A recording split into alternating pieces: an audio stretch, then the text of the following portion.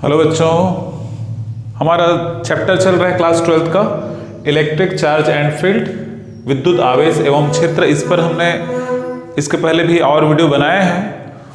उसमें हमने दिखा हुआ है कि चार्ज क्या होता है, उस चार्ज की प्रॉपर्टी क्या होती है, उसके गुण क्या क्या होते हैं, उसके साथ साथ चार्ज के बीच में क्या फोर्स अप्लाई होता है, कूलम्ब्स फोर्स होता है, इलेक्ट्रोस्टैटिक फोर्स जिसको कहते हैं। तो उस फोर्स का क्या फार्मूला होगा, उसके और क्या क्या कंडीशन हो गई, ये सब भी हमने देखा हुआ है। तो आप उन वीडियो को जरूर देखें यदि आपने नहीं देखा हुआ है तो आज हम बात करेंगे इलेक्ट्रिक फील्ड, या हिंदी में विद्युत क्षेत्र कहते हैं यहाँ पर। तो इलेक्ट्रिक फील्ड एक्चुअली क्या होता है, कोई आवेश या कोई चार्ज है ना। सपोज एक चार्ज कहीं पर है, कहीं पर कोई चार्ज हम रख दें तो उसके आसपास एक ऐसा एरिया बन जाता है उसके सराउंडिंग में, जहां पर कोई और चार्ज हम लाते हैं तो उस पर फोर्स अप्लाई होता है या कुछ फोर्स का अनुभव करता है ना। जैसे एक चार्ज हमने यहां पर रखा हुआ है, तो ये चार्ज पहले से रखा हुआ है, तो ये इसके सराउंडिंग कुछ ऐसा स्पेस या एरिया बन जाता है जहां पर हम कोई और चार्ज लाए। सपोज ये, तो ये इस चार्ज पर क्या होता है, फोर्स अप्लाई होता है। तो इस एरिया को है ना, इसके बाहर चले जाएंगे है ना, एक लिमिटेड एरिया होता है, उस लिमिटेड एरिया तक ही वहां पर फोर्स अप्लाई होता है। उससे हम बाहर चले जाएं तो वहां पर फोर्स अप्लाई जनरली नहीं होता है। तो किसी चार्ज के चारों ओर का वह फील्ड या वह एरिया जहां पर उसका इफेक्ट रहता है, या जहां तक उसका एक्सटर्नल फोर्स को हम फील कर सकते हैं, महसूस कर सकते हैं, उस क्षेत्र या उस एरिया को क्या कहते हैं, इलेक्ट्रिक फील्ड कहते हैं।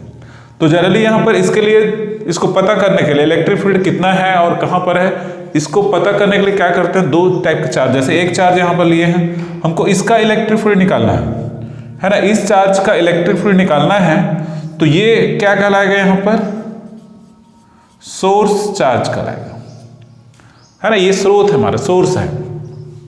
इसका इलेक्ट्रिक फील्ड हमको चेक करना है आसपास कितना है। तो इसके लिए क्या करते हैं, इस पॉइंट पर जैसे इस चार्ज को बाहर से लाया गया, तो ये यहां पर क्या होता है, टेस्ट चार्ज। टेस्ट चार्ज या परीक्षण आवेश कहते हैं। तो टेस्ट चार्ज इसलिए नाम है क्योंकि हम टेस्ट कर रहे हैं यहां पर इलेक्ट्रिक फील्ड कितना होगा, उसका वैल्यू, इसलिए इसको लाया गया। और इसको टेस्ट चार्ज इसका इसलिए कह रहे हैं, इसका इलेक्ट्रिक फील्ड वेरी लेस, मतलब जो टेस्ट चार्ज का खुद का इलेक्ट्रिक फील्ड बहुत लेस या लगभग नहीं होता, ऐसा कह सकता है ना। यहां पर जो टोटल इलेक्ट्रिक फील्ड इसका है, इसका एरिया है, इसमें इसको लाएंगे तो इसके इलेक्ट्रिक फील्ड में यहां पर कोई इफेक्ट नहीं होता है। तो वो टेस्ट चार्ज जो बहुत ही कम मैग्नीट्यूड का होता है या बहुत स्मॉल चार्ज कैपेसिटी का होता है, ठीक है। तो यहां पर जो इलेक्ट्रिक फील्ड का जो फार्मूला यहां पर देंगे कि जैसे ये एक पॉजिटिव चार्ज मान लो यहां पर है, इस चार्ज को यहां पर रखने पर इस पर सपोज कितना फोर्स अप्लाई होता है, मान लो F फोर्स अप्लाई होता है। तो F फोर्स अप्लाई होता है, तो इसका जो formula E equal to F/Q0, मतलब किसी टेस्ट चार्ज Q0 को इलेक्ट्रिक फील्ड में लाने पर उस पर F फोर्स अप्लाई होता है, तो electric field E equal to F/Q0 होता है। ओके, इसको वेक्टर फॉर्म में लिखेंगे तो ये ऐसा होगा। तो ये जो इलेक्ट्रिक फील्ड है, ये एक वेक्टर क्वांटिटी है। इसका जो डायरेक्शन फोर्स के डायरेक्शन में, मतलब जिस डायरेक्शन में फोर्स अप्लाई होगा, जैसे ये पॉजिटिव चार्ज है, टेस्ट चार्ज को भी जनरली हम पॉजिटिव चार्ज लेते हैं, यूनिट पॉजिटिव चार्ज भी लेते हैं। तो उस केस में उस पर जो फोर्स अप्लाई होगा वो क्या होगा, रिपल्सन का फोर्स होगा, तो इधर लगेगा, तो उस फोर्स का डायरेक्शन जो होगा वही वहां पर इलेक्ट्रिक फील्ड का डायरेक्शन होगा। तो इलेक्ट्रिक फील्ड क्या हुआ, वेक्टर क्वांटिटी है ना। और यहां पर जो टेस्ट चार्ज लेते हैं Q0, इसका जो मैग्नीट्यूड है बहुत कम होता है ना, मतलब इसके कारण इलेक्ट्रिक फील्ड में कोई और कमी नहीं होती है ना। इसके साथ साथ इसका यूनिट भी देख सकते हैं, यूनिट लेंगे तो यहाँ पर एसआई सिस्टम में फोर्स करें न्यूटन, क्यू चार्ज है, कूलाम, तो न्यूटन पर कूलाम होगा। इसका डायमेंशनल फार्मूला भी आप निकाल सकते हैं, है ना, E equal to F upon Q zero, तो ये M L T minus two. Force Q क्या है, चार्ज, चार्ज इक्वल टू क्या होता है, current into time, current into time ए क्या है ना, Q equal to I T होता है। आगे ये फार्मूला आएगा पर हम शुरू से इसको लेकर चलेंगे, ठीक है। A इंटू टी, है ना, ये फंडामेंटल क्वांटिटीज है, टाइम और जो एम्पियर है, तो उसके बेस पर लेते हैं, तो M L T minus one, इसको लिखेंगे तो क्या हो जाएगा, M L T minus three हो जाएगा, ए माइनस वन। तो ये हो जाएगा इसका डायमेंशनल फार्मूला। फिर इसमें है electric field due two point charge.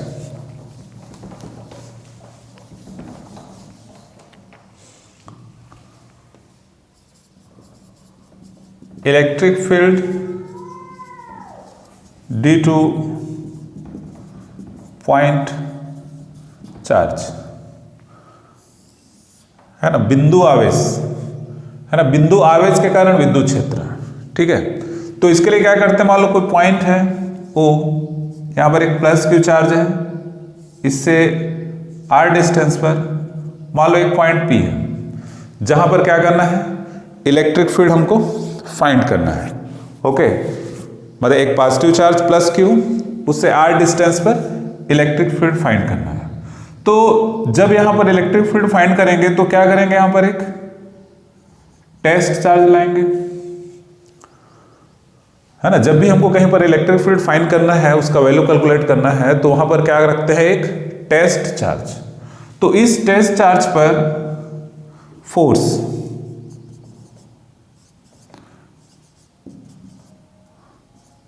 है ना, टेस्ट चार्ज पर कितना फोर्स अप्लाई होगा, तो ये क्या हो जाएगा, फोर्स जो कूलम के लॉस है, F इक्वल क्या फार्मूला था, 1/4 pi epsilon 0 Q1 Q2 upon r square.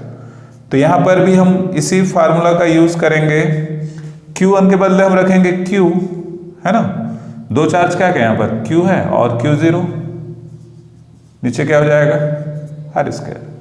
तो ये दोनों चार्ज जो यहां पर है प्लस Q और Q0, इनके बीच इतना फोर्स अप्लाई होता है।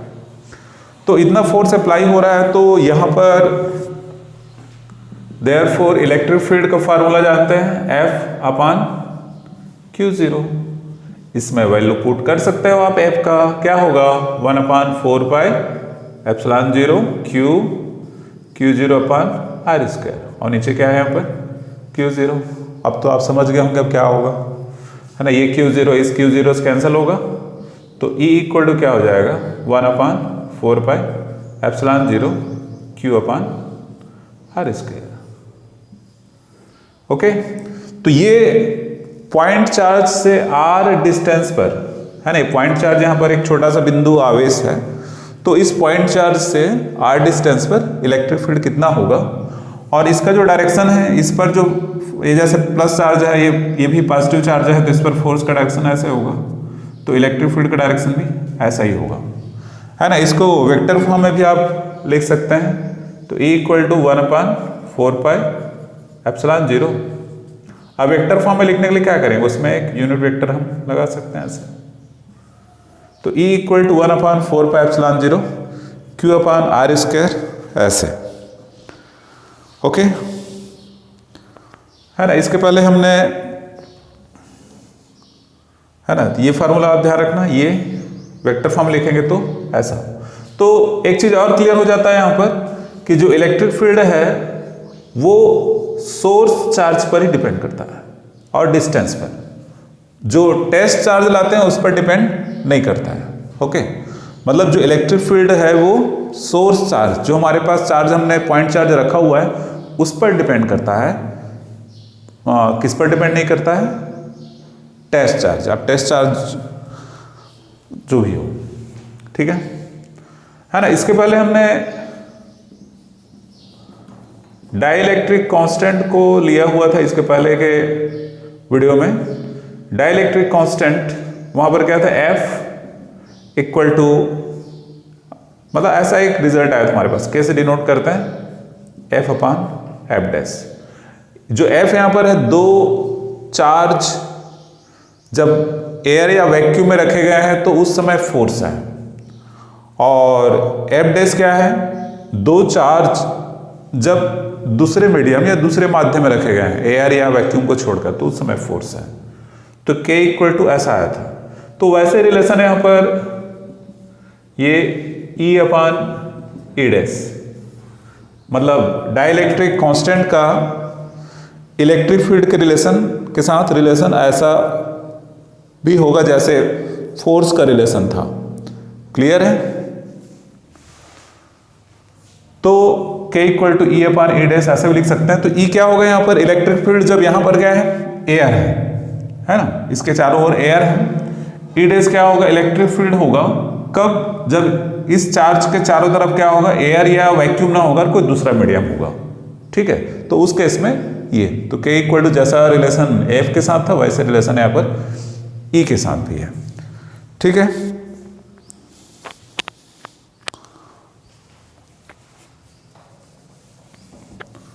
अब यहां पर हमने एक पॉइंट चार्ज लिया हुआ था, अब इसके बदले बहुत सारे चार्ज। इलेक्ट्रिक फील्ड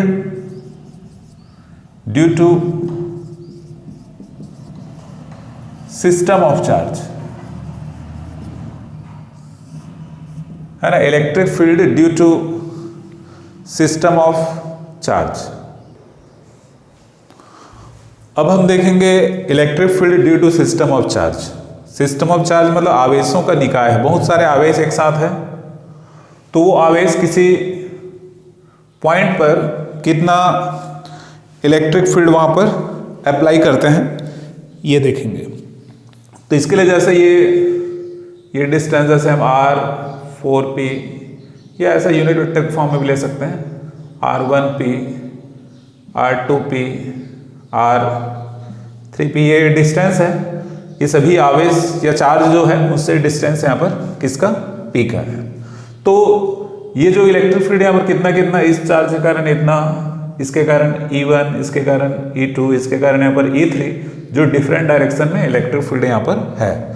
तो हमें यहाँ पर टोटल इलेक्ट्रिक फील्ड इन सारे चार्ज के कारण यहाँ पर कितना होगा ये फाइंड करना है। तो इसके लिए क्या करते हैं, जैसे इन दोनों का एक रिजल्टेंट निकालेंगे ऐसे, तो इनके बीच से जाएगा ऐसे, जो पैरेललोग्राम लॉ होता है वहां से। तो ये जो ये वाला लाइन है, ये इन दोनों का रिजल्टेंट इलेक्ट्रिक फील्ड हो जाएगा टोटल, इन दोनों का ये वाला हो जाएगा, फिर इस लाइन और इस लाइन का रिजल्टेंट है ना, ये ऐसे, ये इसका। ठीक है, तो इस लाइन और इस लाइन का रिजल्टेंट होगा ये, तो ये होगा यहां पर रिजल्टेंट इलेक्ट्रिक फील्ड। तो यहां पर ले सकते हैं electric field due to Q1, क्या हो जाएगा? Q1 के कारण पॉइंट P पर इलेक्ट्रिक फील्ड है ना, ये E1 है ना, E1 लिख सकते हैं या E1, E2, E3 ऐसा आप ले सकते हैं, है ना, ये E1 का वैल्यू ये 1/4πε0 Q1 अपान क्या हो जाएगा? R1p का स्क्वायर। यहाँ पर एक यूनिट वेक्टर लगा दो डायरेक्शन लगाने के लिए। सिमिलरली ड्यू टू Q2 क्या होगा? Q2 चार्ज के कारण क्या होगा? 1/4πε0 Q1 अपान R2p का स्क्वायर R2p। E3 लिखेंगे ऐसा ही, तो क्या हो जाएगा? 1/4πε0, यहाँ पर Q2 आएगा, Q3 अपान R3p का स्क्वायर R3p। ऐसे ही सिमिलरली Q4 को लिखेंगे, तो यहाँ पर टोटल जो इलेक्ट्रिक फील्ड होगा एट पॉइंट P है ना, total electric field at point P, इसका वैल्यू लेंगे तो सारे जो इलेक्ट्रिक फील्ड है, जो principle of superposition of charge है ना, चार्जेस के जो प्रिंसिपल ऑफ सुपरपोजिशन लॉ है उसके अकॉर्डिंग सारे प्लस हो जाएंगे, वेक्टर एडिशन। मतलब जो रिजल्टेंट इलेक्ट्रिक फील्ड ई होगा ये E1 प्लस E2 प्लस ऐसा होते होते कहाँ तक, जितने भी मान लो n है तो n तक। बाकी फिर इसमें वैल्यू पुट कर सकते हो, है ना, वैल्यू पुट कर सकते हो वैसे, है ना। ये रिजल्टेंट इलेक्ट्रिक फील्ड के लिए यहाँ पर मैं थोड़ा सा इसको, है ना, जो E का वैल्यू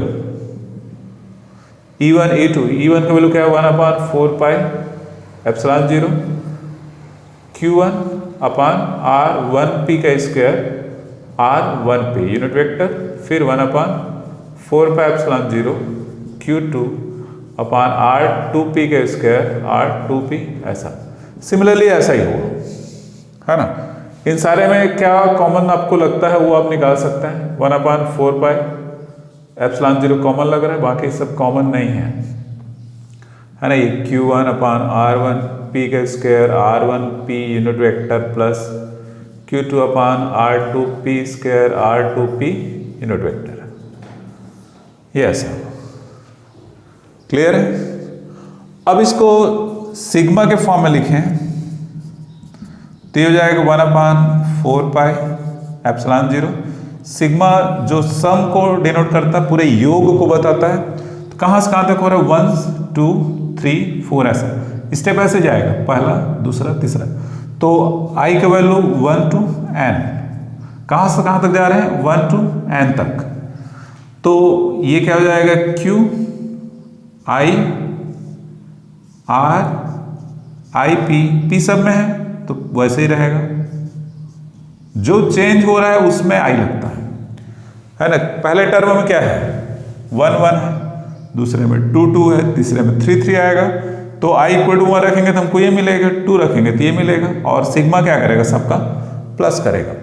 तो ये फार्मूला यहां पर इलेक्ट्रिक फील्ड का होगा किसके लिए, फॉर सिस्टम ऑफ चार्ज। बहुत सारे चार्ज एक साथ है तो उस केस में इलेक्ट्रिक फील्ड को इस प्रकार इस फॉर्म में हम लिखते हैं। क्लियर है ना। तो इलेक्ट्रिक फील्ड से रिलेटेड और कुछ बातें यहाँ पर जो इंपॉर्टेंट है, कुछ महत्वपूर्ण बातें यहाँ पर। इलेक्ट्रिक फील्ड का डायरेक्शन तो जैसे है ना, जो चार्ज हमने लिया है वो प्लस चार्ज है, तो इलेक्ट्रिक फील्ड का डायरेक्शन उससे क्या होगा, बाहर होगा। ओके। नेगेटिव चार्ज है तो इलेक्ट्रिक फील्ड का डायरेक्शन उस तरफ होगा।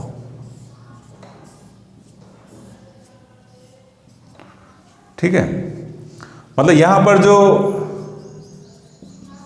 टेस्ट चार्ज Q0 हम कभी कभी यूनिट पॉजिटिव चार्ज की बात करेंगे, मतलब इलेक्ट्रिक फील्ड में यूनिट पॉजिटिव चार्ज। ठीक है। तो ये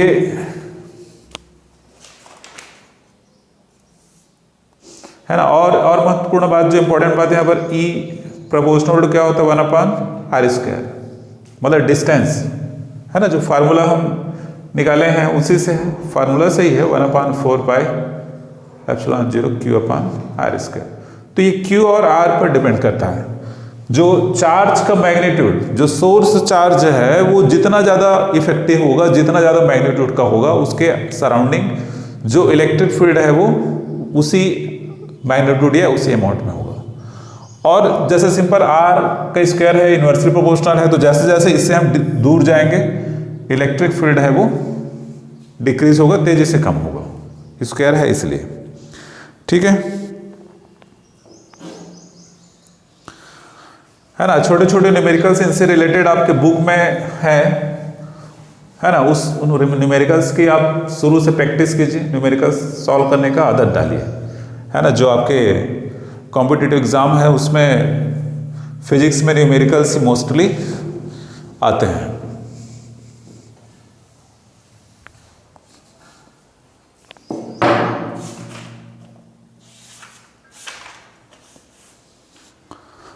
फिर इसमें इलेक्ट्रिक लाइंस ऑफ फोर्सेस।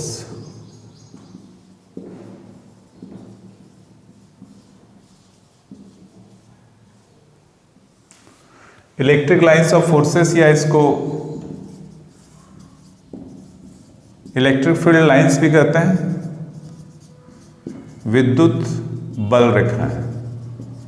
जो हिंदी मीडियम के स्टूडेंट है उनको भी ये बहुत अच्छे से समझ में आ गया, क्योंकि यहाँ पर सारा चीज हम हिंदी में ही तो बात कर रहे हैं, तो उसमें कोई न समझ आने वाली बात नहीं है। थोड़ा सा जो इंग्लिश के वर्ड है, जो है ना टर्मिनल वर्ड है, वही आपको जो टर्म हम लिख रहे हैं उसी को इंग्लिश में लिख रहे हैं और साथ साथ हिंदी में भी बता ही रहे हैं, तो कोई दिक्कत नहीं होनी चाहिए। आप किताब साथ में आप देख सकते हैं, उसमें चेक कर सकते हैं। तो इलेक्ट्रिक लाइंस ऑफ फोर्सेस या इलेक्ट्रिक फील्ड लाइंस, तो जैसे हमने देखा कि जैसे एक प्लस चार्ज कहीं पर है, ठीक है, अब ये क्या हो गया, इसके चारों तरफ इसका इलेक्ट्रिक फील्ड हो गया, ठीक है। अब इस इलेक्ट्रिक फील्ड में कोई चार्ज आप रख दो कहीं पर, कैसा चार्ज लेना है यहां पर, यूनिट पॉजिटिव चार्ज, है ना। ये जैसे यहां पर एक यूनिट पॉजिटिव चार्ज, मतलब टेस्ट चार्ज ही है वो भी, मतलब इलेक्ट्रिक फील्ड में हम एक यूनिट पॉजिटिव चार्ज को रख दें या टेस्ट चार्ज को रख दें, वो फ्री है। फ्री मतलब उस चार्ज पर कहीं पर से भी थोड़ा सा फोर्स अप्लाई हुआ तो वो मूव करने लगेगा, गति करेगा। तो यहां पर जैसे ये यूनिट पॉजिटिव चार्ज को यहां पर रख दिए हैं, तो इसके कारण इस पर फोर्स अप्लाई होगा, और कौन सा फोर्स होगा, रिपल्सन। तो ये कैसे जाएगा, ऐसे जाएगा। या यहां पर रख दें इसको, तो ये ऐसे जाएगा। या यूनिट पॉजिटिव चार्ज को हम यहां पर रख दें तो ये ऐसे जाएगा। यहां पर रख दें तो कैसे जाएगा, इधर जाएगा। मतलब इलेक्ट्रिक फील्ड है, इलेक्ट्रिक फील्ड में कोई यूनिट पॉजिटिव चार्ज को रख दोगे तो वो मोशन करेगा ही। यदि वो यूनिफॉर्म इलेक्ट्रिक फील्ड नहीं है तो, मतलब एक समान इलेक्ट्रिक फील्ड नहीं है तो मोशन करेगा, ठीक है। तो हम अभी केवल जो पॉजिटिव चार्ज यहां पर है तो इसके आसपास का जो इलेक्ट्रिक फील्ड है वो एक समान या यूनिफॉर्म नहीं होगा, ठीक है। इससे दूर जाएंगे तो कम होते जाएगा, पास में इलेक्ट्रिक फील्ड क्या होगा, ज्यादा होगा। जैसे जैसे दूर जाएंगे इलेक्ट्रिक फील्ड का वैल्यू क्या होता जाएगा, कम होता जाएगा। तो इस प्रकार एक नॉन यूनिफॉर्म इलेक्ट्रिक फील्ड में हम किसी यूनिट पॉजिटिव चार्ज को रखते हैं, है ना, एकांक धनावेश कहा जाता है इसको। यूनिट पॉजिटिव चार्ज को रखते हैं तो वो मोशन करने लगता है। तो जिस पाथ में मोशन करता है, मोशन का जो पाथ है, पाथ ऑफ मोशन, उसी पाथ को क्या कहते हैं,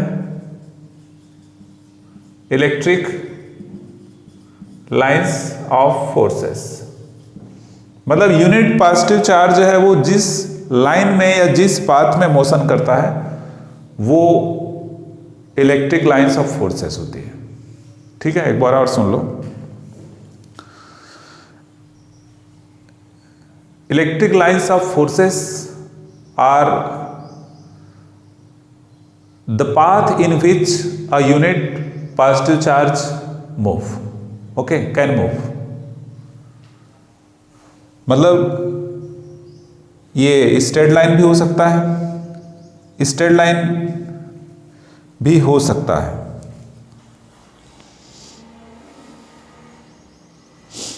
है ना। यूनिफॉर्म मतलब उस पर फोर्स अप्लाई हो रहा है, वो एक ही डायरेक्शन में, जैसे इधर है तो वो स्ट्रेट लाइन में जाएगा। तो अब कोई पॉजिटिव चार्ज है, पॉजिटिव चार्ज है, इसके चारों तरफ कोई यूनिट पॉजिटिव चार्ज आप रख दो तो वो कैसे जाएगा, ऐसे जाएगा। तो ये इसके इलेक्ट्रिक लाइंस ऑफ फोर्सेस। मतलब यहां पर एक यूनिट चार्ज रखोगे तो ये इसी डायरेक्शन में जाएगा, कहीं पर भी आप रखो ये ऐसे स्ट्रेट जाएगा इसमें, मतलब इस टाइप से निकलेगा यूनिट पॉजिटिव चार्ज। मतलब electric lines of forces smooth curve होता है या स्ट्रेट लाइन होता है जिस पर यूनिट पॉजिटिव चार्ज है वो मोशन करता है। मतलब इसको डिफाइन कैसे कर सकते हैं, मतलब electric lines of forces are the line और smooth curve in which unit positive charge can move. Okay, ठीक है। तो अब ये एक पॉजिटिव चार्ज है तो इसका ऐसा होगा,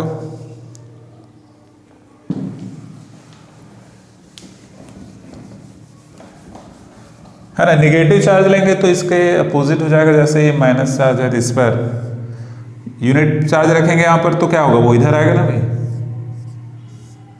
अट्रैक्शन होगा वहां पर,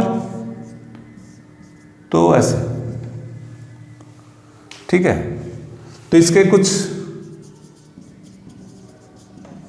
प्रॉपर्टीज है, इलेक्ट्रिक लाइंस ऑफ फोर्सेस की properties. Electric lines of forces की क्या प्रॉपर्टीज है, ये है ना पॉजिटिव चार्ज से बाहर निकलती है, नेगेटिव चार्ज पर समाप्त होती है या नेगेटिव चार्ज में प्रवेश करती है। मतलब एक पॉजिटिव चार्ज है और एक नेगेटिव चार्ज है तो ये यहां से निकलेगा, ऐसे जाएगा,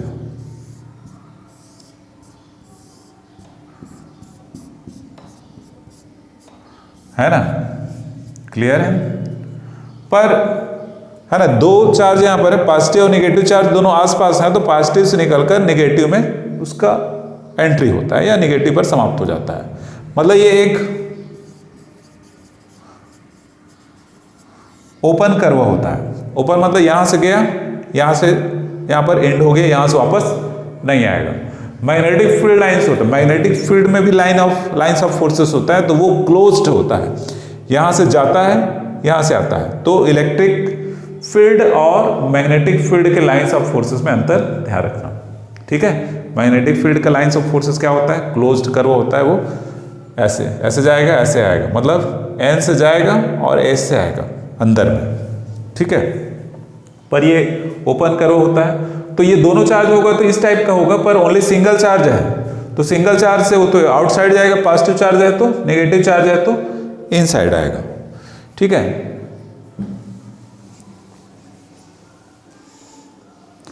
है ना। और यहां पर lines of forces do not intersect, है ना। इलेक्ट्रिक लाइंस ऑफ फोर्सेस है वो इंटरसेक्ट नहीं करती है ना। जैसे कि जितने भी लाइंस आप ले लो ऐसे, यस, ये इंटरसेक्ट नहीं करती हैं।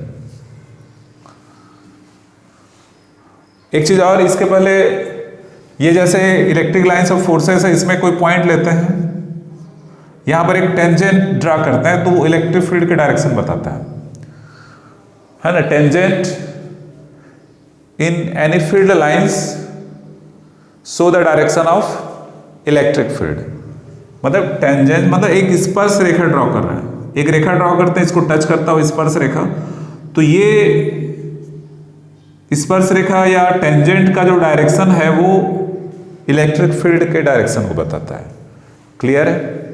तो यहां पर दो lines of forces do not intersect, जैसे ये एक लाइन ऐसे और एक लाइन ऐसे, ये इलेक्ट्रिक फील्ड लाइंस यहां पर मान लो सपोज ऐसा है, हम लेकर चल रहे हैं कि इंटरसेक्ट कर रहे हैं, ये करेगा कि नहीं करेगा, तो ये पॉसिबल नहीं है ना। Electric lines of forces intersect नहीं करती है। इसका कारण है कि जैसे दोनों लाइंस ऑफ फोर्सेस इंटरसेक्ट कर रहे हैं, तो इंटरसेक्ट पॉइंट पर, इस पॉइंट पर हम एक टेंजेंट इस पर ड्रॉ करेंगे, दूसरा टेंजेंट इस पर ड्रॉ करेंगे, है ना। मतलब ये फर्स्ट के लिए और ये सेकंड के लिए दो इलेक्ट्रिक फील्ड यहां पर हो जाएगा। पॉइंट एक ही है तो एक ही इलेक्ट्रिक फील्ड होना चाहिए। तो दो लाइन यदि इंटरसेक्ट करती हैं तो इंटरसेक्ट पॉइंट पर इलेक्ट्रिक फील्ड का दो डायरेक्शन होगा, जो इम्पॉसिबल है ना। एक किसी एक पॉइंट पर इलेक्ट्रिक फील्ड का डायरेक्शन एक ही हो सकता है, दो डायरेक्शन पॉसिबल नहीं है। इस कारण से दो electric lines of forces intersect नहीं करती, बिकॉज इंटरसेक्ट करेंगी तो इंटरसेक्ट पॉइंट पर दो डायरेक्शन होगा, दो टेंजेंट ड्रॉ करेंगे, जिसके कारण वो पॉसिबल नहीं है। और यहां पर क्या है, ये जो इलेक्ट्रिक लाइंस ऑफ फोर्सेस है एकदम स्ट्रेच स्ट्रेच कंडीशन होता है ऐसे, कभी भी लाइंस ऑफ फोर्सेस ऐसे हमको नहीं मिलेंगे, है ना। जैसे स्ट्रिंग स्ट्रेच्ड रहता है वैसे ही रहता है, कोई रस्सी है वो बिल्कुल स्ट्रेच कंडीशन में रहता है, तो ये ऐसा, मतलब इसके साथ साथ ये जो लाइंस ऑफ फोर्सेस है परपेंडिकुलरली क्या करता है, एक दूसरे को रिपल करता है। देखो पास पास निकल रहे हैं, निकलते समय पास पास हैं, ये यहां पर इनके बीच का जो डिस्टेंस है बढ़ जाता है। मतलब electric lines of forces ripple perpendicularly, okay, मतलब एक दूसरे को लंबवत क्या करती हैं, प्रतिकर्षित करती हैं, ठीक है। और यहां पर ये किसी सरफेस से, ये जैसे सरफेस है तो इस सरफेस से नॉर्मली बाहर आती है ऐसे, मतलब किसी सरफेस या किसी सतह से इलेक्ट्रिक लाइंस ऑफ फोर्स है वो परपेंडिकुलर बाहर निकलती हैं, लंबवत बाहर निकलती हैं, ठीक है। ये जैसे एक सर्कल है, यहां से ऐसे, मतलब ये 90 डिग्री एंगल बनाते हुए बाहर निकलेगा ऐसे, ठीक है। और भी ले सकते हैं ऐसा, कैसे भी शेप का सरफेस हो, यहां से निकल रहा है यहां से तो 90 डिग्री एंगल बनाते हुए, यहां से तो 90 डिग्री, मतलब कोई भी शेप का, ये जैसे प्लस है तो यहां से जैसे निकलेगा तो ऐसे 90 डिग्री एंगल बनाते हुए इस सरफेस के साथ। मतलब इलेक्ट्रिक फील्ड ऑफ लाइंसेस है किसी सरफेस पर जब से बाहर निकलती है या सरफेस पर एंट्री कर रही है तो वो 90 डिग्री एंगल बनाते हुए होता है, ठीक है। तो ये इलेक्ट्रिक लाइंस ऑफ फोर्सेस और इसके कुछ प्रॉपर्टीज यहाँ पर है ना, ये आपको पता होना चाहिए। जैसे यहाँ पर एक 2 प्लस प्लस चार्ज है, ये ऐसे जाएगा क्या, नहीं जाएगा, है ना, है ना। यहाँ से ऐसे हो जाएगा, यहाँ से ये निकलेगा पर ऐसे हो जाएगा, ये ऐसे, यहाँ से इसमें इंटर नहीं करेगा, ध्यान रखें, पॉजिटिव से पॉजिटिव कैसे जाएगा, रिपल्सन होगा, है ना। बाकी सब तो ऐसे ही होगा, वहां से जरूर ऐसे आउटसाइड होगा। 2 नेगेटिव चार्ज भी पास पास हो तो ऐसा ही होगा, है ना। इससे रिलेटेड बहुत सारे आपके एक्सरसाइज में कुछ क्वेश्चन दिए हुए हैं कि कुछ डायग्राम आपको दिया गया है, उनसे इलेक्ट्रिक फील्ड ऑफ लाइंस निकल रही हैं, उसको देखकर आपको बताना है कि कौन सा पॉसिबल है, कौन सा पॉसिबल नहीं है। तो इस टाइप क्वेश्चन भी आपको मिलेंगे, तो है ना। हम ये चाहेंगे कि आप साथ साथ जो कुछ न्यूमेरिकल्स या कॉन्सेप्चुअल क्वेश्चन आपके चैप्टर के एंड में मिलेंगे, उन सबका प्रैक्टिस इसके साथ साथ करते रहें तो आपका कॉन्सेप्ट है बहुत अच्छे से क्लियर होगा। और हमने पहले ही बताया कि आपको यदि कहीं पर डाउट हो तो हमारे कमेंट बॉक्स में जरूर जाकर बताएं, हमको अवगत कराएं कि क्या आपको डाउट है, ठीक है। अब हमारा अगला टॉपिक हमारा, इसमें आज के इस वीडियो में एक और टॉपिक को हम कवर करेंगे, है ना। यहाँ पर है ना एक छोटा सा और इसी में इलेक्ट्रिक लाइंस ऑफ फोर्सेस में, है ना, जैसे कि इलेक्ट्रिक फील्ड ऑफ लाइंस है ना एकदम स्ट्रेट है और इक्वी डिस्टेंस पर है ना, इनके बीच का सेपरेशन सेम है, इलेक्ट्रिक फील्ड का डायरेक्शन है। तो ये यूनिफॉर्म इलेक्ट्रिक फील्ड को एक्सप्लेन करते हैं। यूनिफॉर्म इलेक्ट्रिक फील्ड मतलब इसके सारे जगह इलेक्ट्रिक फील्ड क्या है, एक जैसे, ठीक है। और ऐसा नहीं है, मतलब इलेक्ट्रिक फील्ड ये ऐसे है, इलेक्ट्रिक फील्ड का डायरेक्शन ऐसे है, तो ये नॉन यूनिफॉर्म होगा। नॉन यूनिफॉर्म मतलब असमान इलेक्ट्रिक फील्ड, और ये एक समान है ना, यूनिफॉर्म मतलब एक समान, ठीक है। तो ये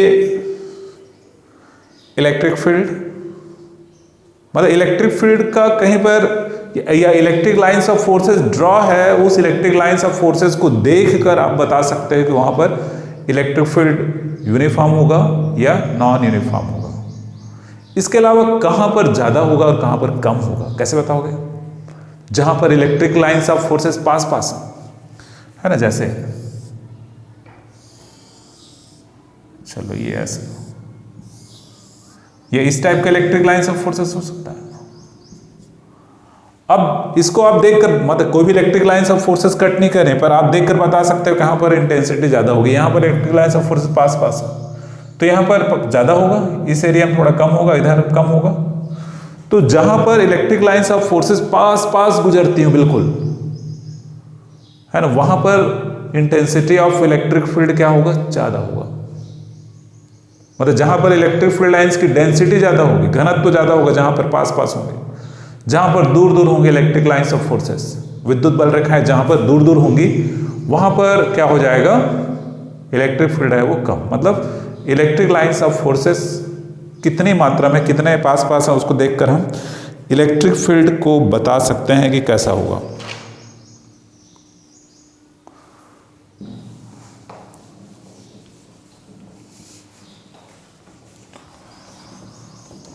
ओके, अब एक छोटा सा टॉपिक आज के हमारे इस वीडियो में,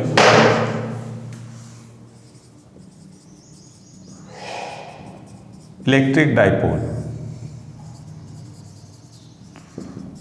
वैद्युत द्विध्रुव कहते हैं हिंदी में। इलेक्ट्रिक डाइपोल क्या होता है कि जैसे दो चार्ज अपोजिट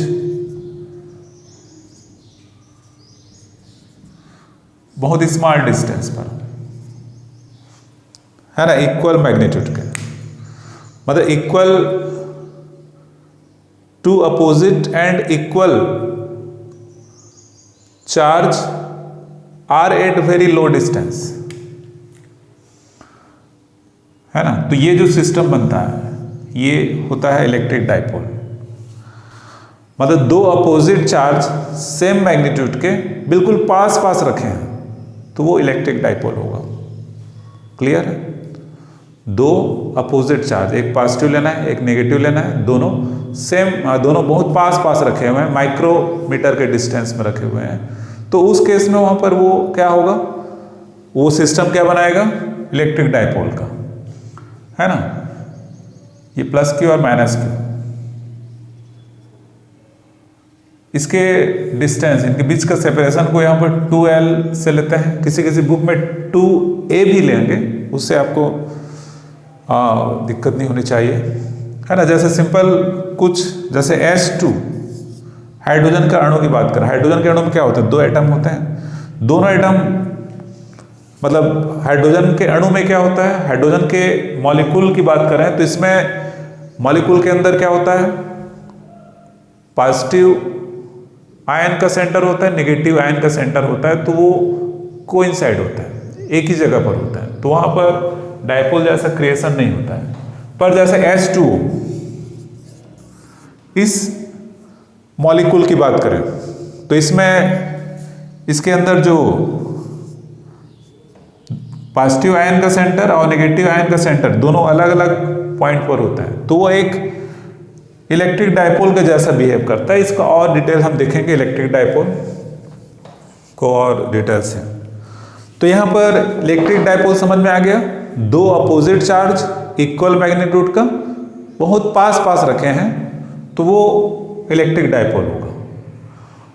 इसका डाइपोल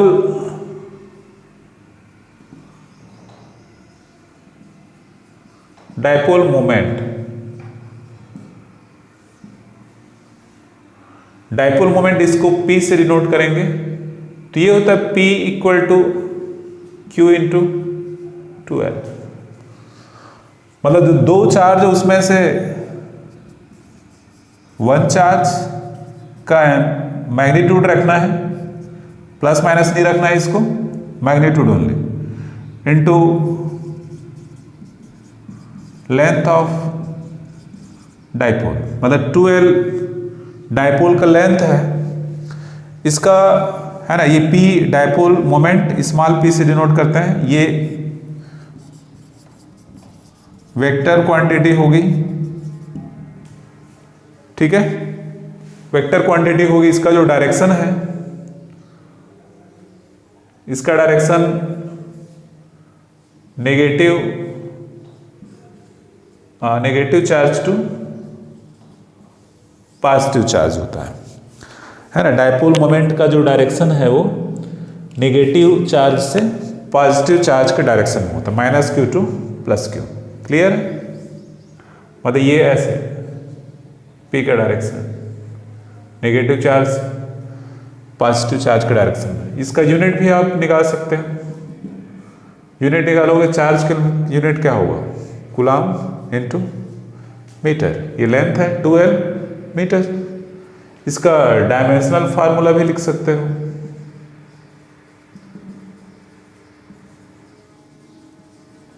कैसे लिखोगे? कूलम्ब को AT इनटू क्या होगा? L। M तो नहीं है इसमें, तो M0 L T A। ये क्या हो जाएगा इसका डायमेंशनल फार्मूला, है ना। ये जो लाइन जो ड्रॉ करते हैं, है ना, दो चार्ज यहां पर जो लिए हैं, इन दोनों चार्ज का जो लाइन यहां पर है, इसको कहा जाता है dipole axis. Okay, the line joining two the charges, ये दोनों चार्ज से जो लाइन गुजरती है वो क्या होगा? Dipole axis.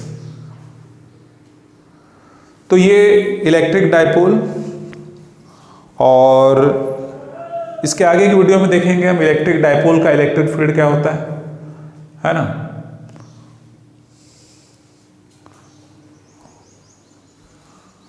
है ना। तो आज के इस वीडियो में इतना ही। आप बुक से पूरा देखें, आप वीडियो को पॉज कर करके या वीडियो को देखने के बाद नोट्स बनाने की कोशिश कीजिए, उससे आपको और अच्छे से क्लियर होगा। और बुक का रेगुलर स्टडी जरूर करें। Thanks for watching.